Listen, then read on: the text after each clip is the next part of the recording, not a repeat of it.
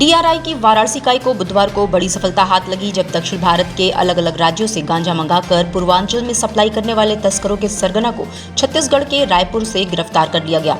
गिरफ्तार सरगना अजय कुमार सिंह उर्फ पप्पू जौनपुर के सतहरिया का रहने वाला है। उक्त को ट्रांजिट रिमांड पर लेते हुए न्यायिक अभिरक्षा में वाराणसी लाकर जेल भेज दिया गया है।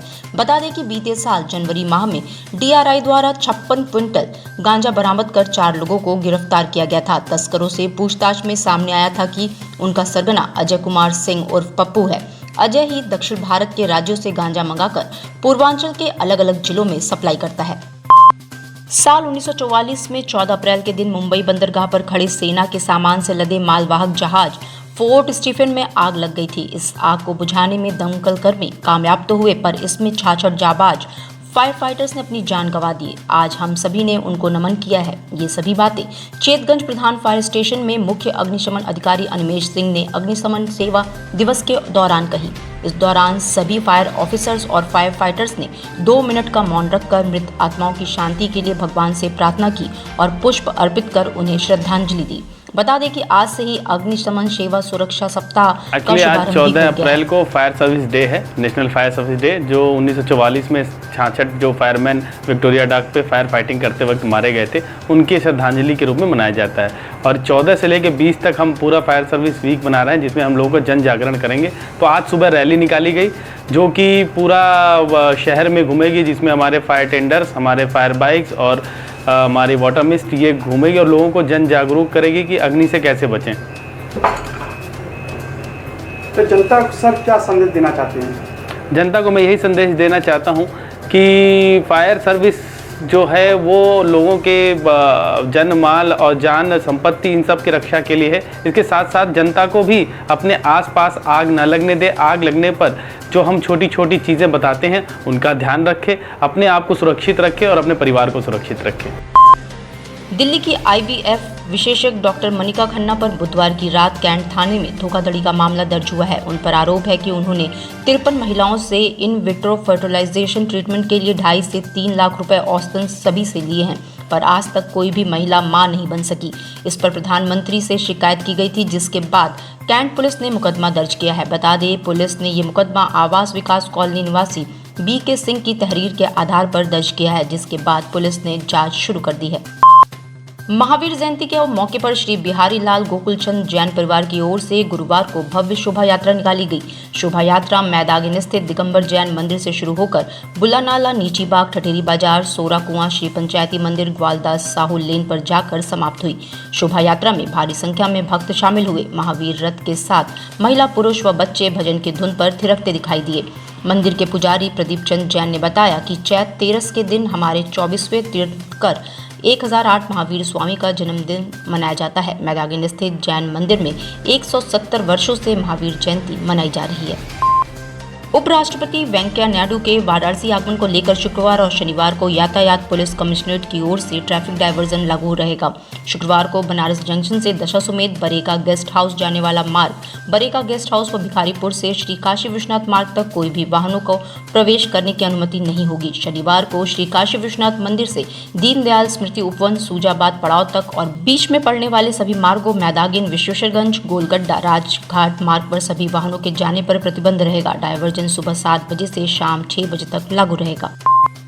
CHS में लॉटरी और मेरिट आधारित प्रवेश के खिलाफ गुरुवार को अखिल भारतीय विद्यार्थी परिषद ने कुलपति आवास के सामने शव यात्रा निकालकर विरोध किया। ABVP कार्यकर्ताओं ने कहा कि अगर CHS जैसे प्रतिष्ठित विद्यालय में प्रवेश का आधार लॉटरी को बनाया जाएगा तो एक मृत व्यक्ति के शव के ही समान प्रतिभावान विद्यार्थियों का भी भविष्य मृत के समान हो जाएगा। विरोध प्रदर्शन के दौरान विद्यार्थी परिषद के कार्यकर्ताओं द्वारा विश्वविद्यालय प्रशासन के खिलाफ नारेबाजी भी की गई। मेरा नाम पुनीत मिश्रा है और मैं अखिल भारतीय विद्यार्थी परिषद BHU इकाई का इकाई मंत्री हूँ।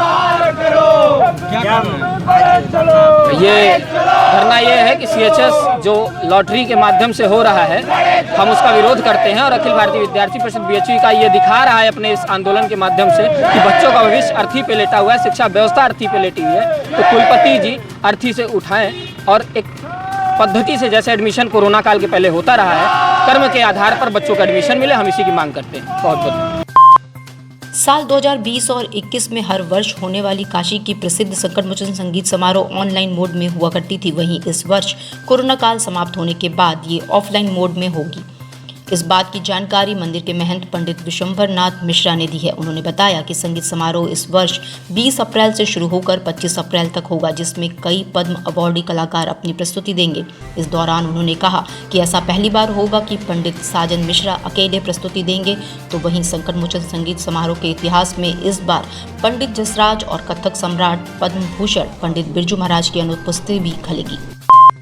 महाराष्ट्र में शुरू हुआ अजान विवाद अब वाराणसी पहुंच चुका है। वाराणसी के भाजपा कार्यकर्ता सुधीर सिंह ने बुधवार की शाम अपने घर पर लाउडस्पीकर लगवा दिया और शाम 6:18 पर जब अजान हुई तो उनके घर से हनुमान चालीसा बजाया गया। इस संबंध में सुधीर ने बताया कि हमारा कोई विवाद नहीं है, लेकिन उन्हें ये समझना होगा कि अजान की आवाज़ से दूसरों को कितनी दिक्कतें होती हैं, क्योंकि गंगा जमुनी तहजीब को संभालने की जिम्मेदारी सिर्फ मेरी नहीं, उन लोगों की भी है। उन्होंने कहा कि सुप्रीम कोर्ट का भी एक आदेश था कि नॉइस पोल्यूशन नहीं होना चाहिए, जिसके बाद धीरे धीरे हमारे मंदिरों से लाउडस्पीकर उतर गए और उनकी मस्जिदों